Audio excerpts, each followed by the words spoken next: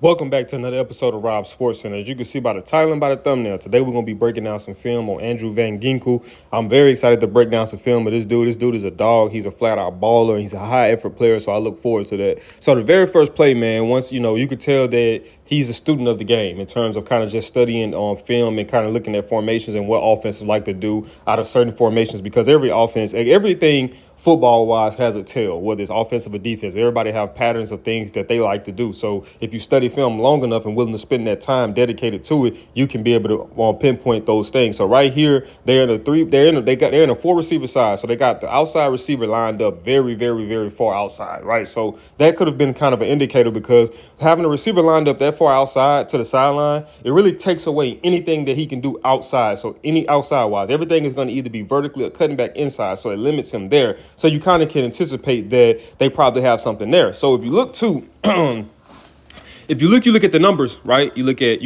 the numbers out there. So you have three receivers. So before he motioned the outside receiver in, you have three receivers on three DBs, right? Numbers are equated. So when they motion the outside receiver in now you have four receivers and three defensive backs, right? So those three receivers and those three DBs, they equate numbers. So now it's up to the receiver to just read the best situation in terms of blocks to be able to make something happen. So if you look at Andrew Van Ginkel, he notices and he's alert of them motioning, sending the receiver in. Now he does a good job at being able to kind of get to the outside and not necessarily pressuring upfield to try to get a sack, because he pretty much knew the ball was coming out of his hand. So he just did a good job of anticipating that, man, and just jumping up and being able to get an interception. I'm pretty sure he probably was just looking at maybe even just bat the ball down, if anything, to just minimize that, to take away that play. But he did a good job at being able to get his hands on the ball and get it walking and have an easy walk into the end zone for a pick six. So right here you got a 2nd and 10. You got Van Ginkel. They sent the 4-man rush, but they ran a stunt. For those who may not know, a stunt is when you pretty much swap gap assignments on the defensive end. So it's like you initially show, like normally where you're lined up, you might hit this specific gap, but then you end up hesitating. You show as if you're going to hit that gap and you swap it to another gap, and that's exactly what he did right here. And he was able to come in and get the sack on C.J. Stroud. But I want you guys to notice something too. So I was listening to Coach Belichick, and he was breaking down the Minnesota Vikings throughout the season this year on his podcast, Coach. And he was basically just saying that a lot of those games that Minnesota was able to really get at the quarterback was games that they were able to jump out ahead early. And, obviously when you're able to jump up early, then a team becomes much more pass dominant, especially when they're trying to get back into the game. And if you look right here, the score is 14-0 in the second quarter. So, obviously it puts a sense of urgency on the offense, but then it also allows the defense to be able to go out and hunt as if just like they did right here on this play.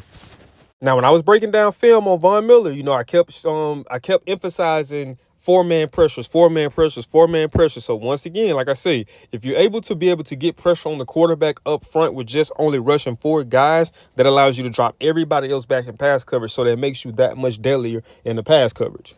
So this has to be one of the most beautifully executed plays that I have seen since I've been studying film. I would say for this season more so than anything. So pay attention to Van Ginkel, man. Pay attention to this. So you see that he has the outside edge. He's outside containment, right? So notice how what he does is he jams up the tight end. Watch.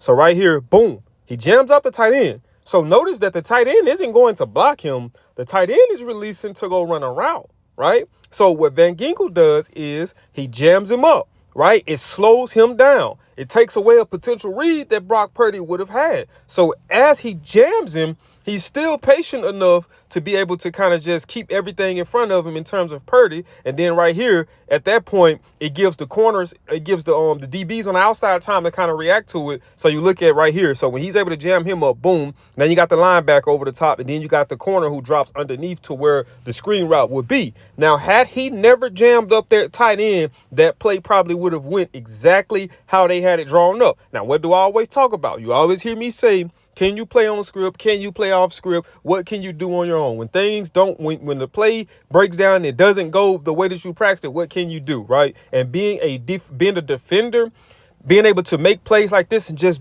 understanding what the offense is trying to do, it allows you to put offensive guys in positions of what can you do on your own. And right here, you see he wasn't able to do anything on his own. So right here we gotta have a situation. You got a red area possession. Obviously the offense is like, but I always say this.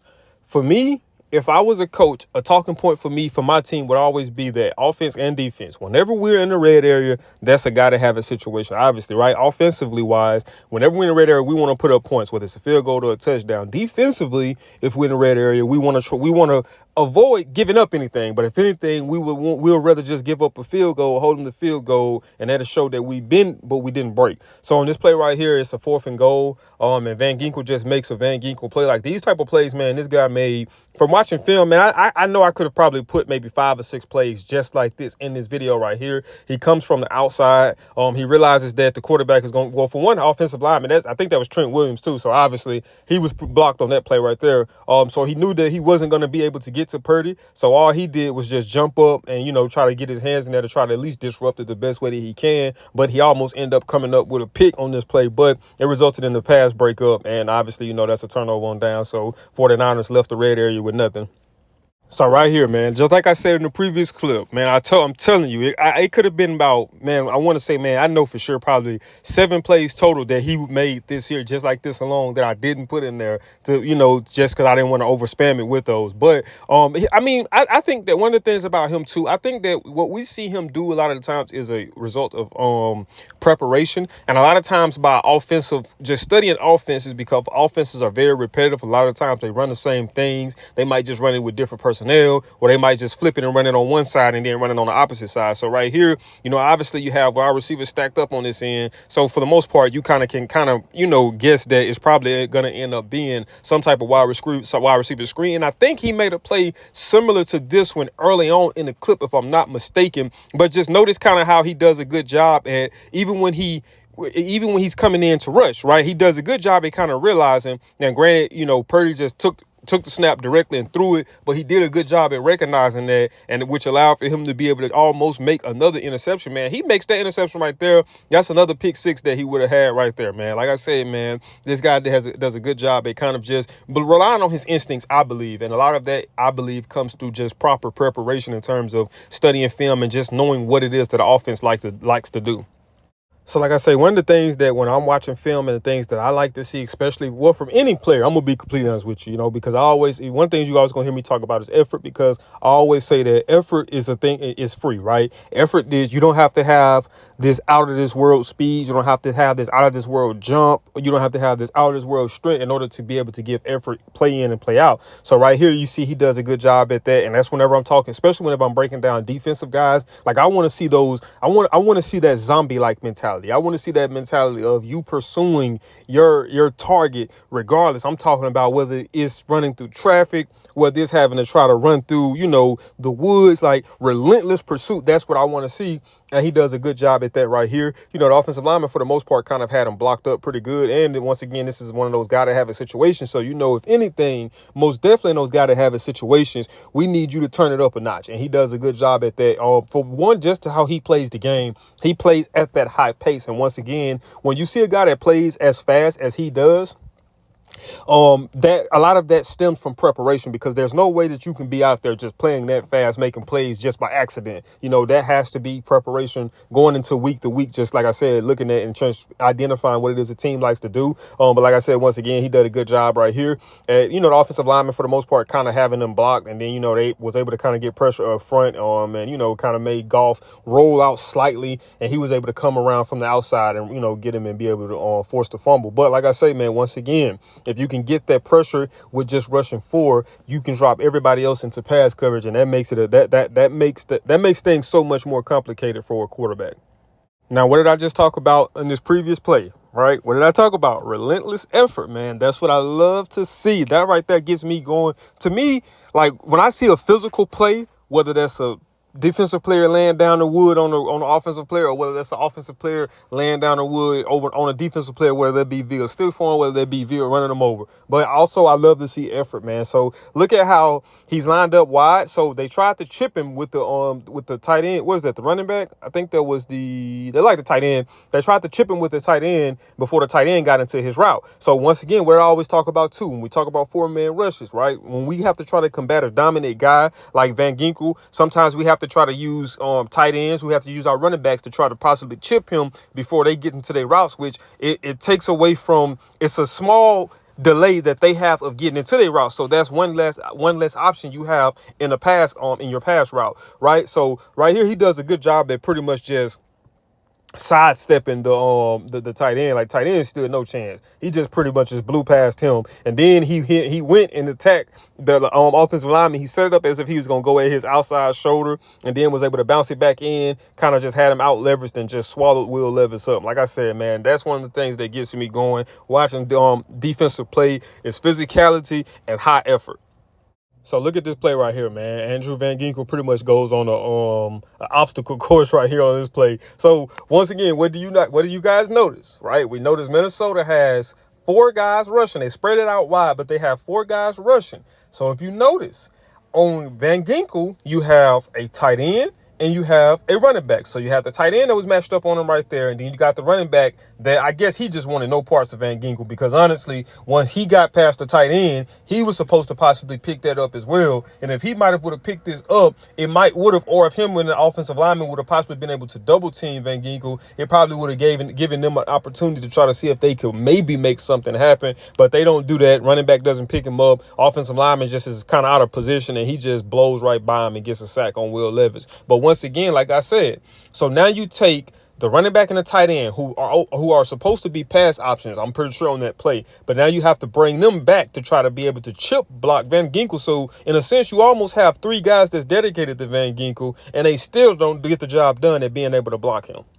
And even considering, even if they did do a good job at blocking Van Ginkel, once again, you got the tight end and you got the running back who aren't even out as pass as route options. So I mean, you're only limited of where you can go with the ball now. You know what I mean? So that's what a dominant defensive player brings to the table whenever we're looking and analyzing a defense. You know what I mean? Once we can bring that 4-man pressure and that 4-man rush and get pressure, man, it makes things so much easier on the back end.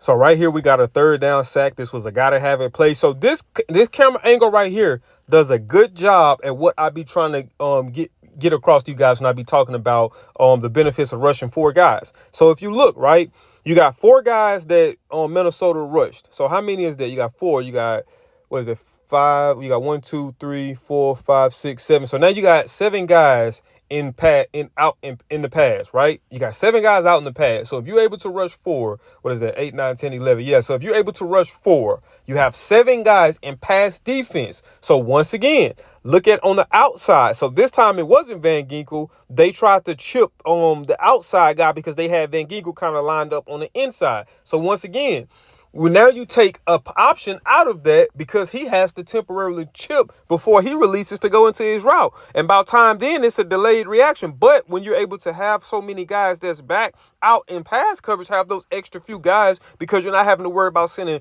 5-man blitzes or 6-man blitzes to try to get pressure up front, you're able to, utilize all of what you have in terms of your pass coverage, and you're able to maximize on that. So right here, man, once again, he just did a good job at once again showing relentless effort, man. They had him double team, and then they even tried to come over with a triple offensive lineman, and this man was still able to fight through and get the sack on Geno Smith in a gotta have it situation. So in this play right here, man, this was one of the rare times that since I've been watching film on Van Ginkel that I did see Minnesota sending a 5-man pressure. So they sent 1 extra guy. But Van Ginkel was matched up on the outside, lined up wide on the offensive lineman out there. Man, he just pretty much just blew straight past him, honestly. I mean, he kind of really didn't stand a chance. But I think that he might have been anticipating that the running back was probably going to try to chip him to slow him down before he got to him. And the running back didn't. So, he kind of just really had the offensive lineman out leveraged. And plus, they had a free man running at Jordan Love right there, number 51. But at that point, man, Van Ginkel still had him. So it just left Jordan Love really with nowhere to go on a gotta have a situation. So this play right here, man, this is just beauty at its finest, man. And I've watched this play so many times, man. So basically, if you look up that it looks like Minnesota, so they was disguising. So I see that Minnesota run a lot of plays like this where they have guys up close to the line of scrimmage to where it's looking like it might be, where in this case, it was looking like that was all out blitz. So they had 7 guys that was crowding the line of scrimmage, right? That meant no over the top help, no safety help, right? Which is a very risky defense. I'm going to be completely honest with you, right? But it worked out in their favor. So they came out and they crowded the line of scrimmage with 7 defenders. So from a quarterback's perspective, you're looking and you're saying, okay, I don't see no safety help. You know, normally when a quarterback is going and looking at his reads, he's looking to see if it's single high or if it's a 2 high. So there's no safety, so that tells you that they're in cover 0, right? Most of the time, cover 0 probably is a blitz because they probably sending a 6-man, even sometimes even a 7-man blitz and dropping everybody back into coverage. So right here, they show a 7-man blitz, but they end up rushing 6 and they drop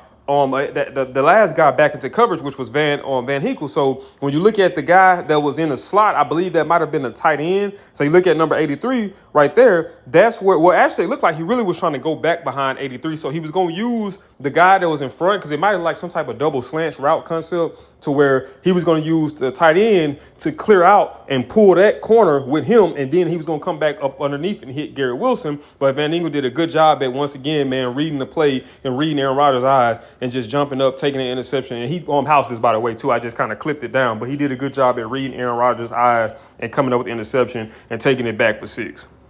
All right, man. So we're going to finish it off with this play right here. And this play right here, this is one of them hits that on them old PlayStation 2 Maddens that we used to hit them so hard it'll knock their helmet off. So once again, man, he just does. It looks like Detroit was trying to run some type of screenplay because you look at all their offensive linemen were pulling, and that allowed for Van Ginkel to be able to kind of get the edge and be able to just come downhill and just lay the wood to the running back. Who was that? Was that Montgomery?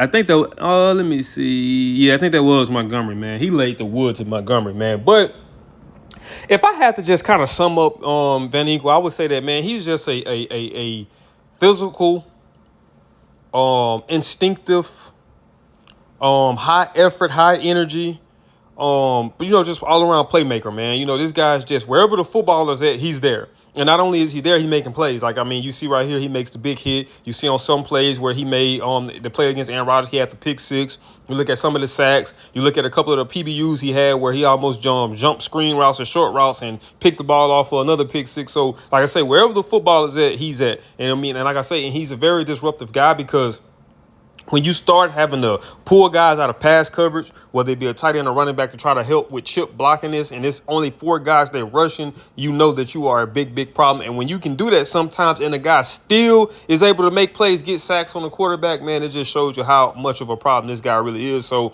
man, I enjoy watching him the times that I did watch some of the Vikings games, and I was really looking forward to breaking down this film. And, man, I mean, I will say that I was very impressed at what I saw, and this was probably one of my most fun film sessions, just being able to watch this guy just, fly all over and just make plays and make booming hits just like this one right here, man. But, yeah, like I say, man, it's a lot to like about this guy. I'm curious to see his growth over the next few years. I think Minnesota Vikings, y'all might got y'all something with this guy right here. But, man, that is it for this video. If you did enjoy this video, do me a big favor, man. Smash that thumbs up button. Also, man, if you're new to the channel, let me know, man, what was y'all favorite play that he made? Let me know what it was and let me know, even if it was something that I might didn't include in the video, let me know and I'll go check that out a little bit more and probably even do a video of that, just diving into it, kind of diving deeper into the details than, this one right here. But like I said, man, if you did enjoy it, smash that thumbs up button, subscribe. When you subscribe, make sure that you got that notification bell that way you be notified every time I upload, and I'll see y'all in the next video.